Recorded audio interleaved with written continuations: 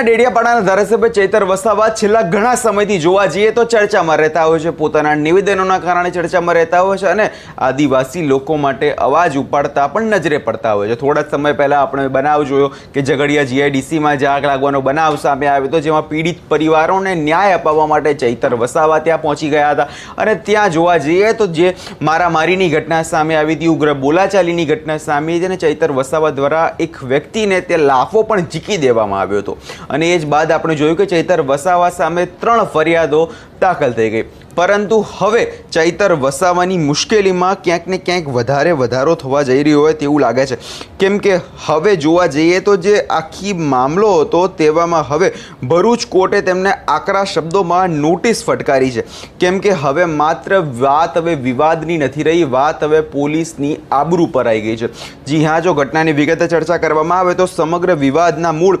જુલાઈ 2024માં રહેલા છે। India ગઠબંધનની office ખાતે એક પત્રકાર પરિષદ દરમિયાન ચૈતર વસાવાએ પોલીસ વિભાગ વિરુદ્ધ એક અત્યંત વિવાદાસ્પદ નિવેદન આપ્યું। આક્ષેપ છે કે તેમણે પોતાના નિવેદનમાં સમગ્ર ગુજરાત પોલીસના દળની છબી ખરડાય તેવી ટિપ્પણી પણ કરી હતી અને આ ટિપ્પણીના કારણે હવે ચૈતર વસાવા મુશ્કેલીમાં ઘેરાયા છે। જો ટિપ્પણીની વાત કરીએ તો તેમણે એવું કહ્યું હતું કે આખા ગુજરાતની પોલીસ જે છે દારૂ વેચી રહી છે અને આ જ મામલાને લઈ પોલીસ વિભાગ દ્વારા હવે ચૈતર વસાવા વિરુદ્ધ કડક કાર્યવાહી કરવામાં આવે તેવું પણ લાગી રહ્યું છે। જો વિગતે ચર્ચા કરીએ તો આ નિવેદન સોશિયલ મીડિયામાં અને રાજકીય વર્તુળોમાં ખૂબ જ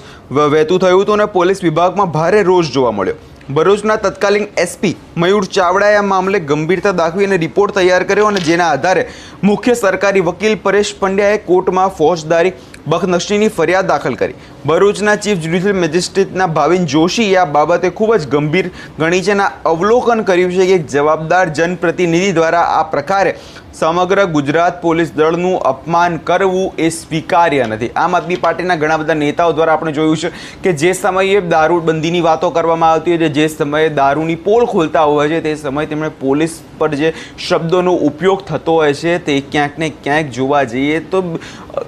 જનપ્રતિનિધિને શોભે તેવું નથી હોતું। થોડા સમય પહેલાં ગોપાલ ઇટાલિયા સાથે પણ એ જ થયું, જે હવે અને એ જ મામલો હવે ચૈતર વસાવા સાથે થઈ રહ્યો હોય તેવું લાગે છે, કેમ કે જોવા જઈએ તો શું આ એક રાજકીય દબાણ છે કે પછી ચૈતર વસાવાને પોતાના બોલ પર અંકુશ રાખવામાં નિષ્ફળ રહ્યા તે સવાલ અત્યારે ચર્ચાઈ રહ્યો છે। આ પ્રશ્ન અત્યારે ગુજરાતના રાજકીયમાં અત્યારે ખૂબ જ ચાલી રહ્યો છે, કેમ કે 23 જૂને તેઓ જ્યારે કોર્ટમાં હાજર થશે ત્યારે એ જોવાનું રહેશે કે પોતાની સફાઈમાં શું દલીલો કરે છે। પરંતુ હાલમાં તો અત્યારે એક વાત ચોક્કસ છે કે ડેડિયાપાડાના ધારાસભ્ય ચૈતર વસાવા છેલ્લા ઘણા સમયથી જે હવે ચર્ચામાં આવ્યા છે, 3 ફરિયાદો દાખલ થઈ ગઈ ને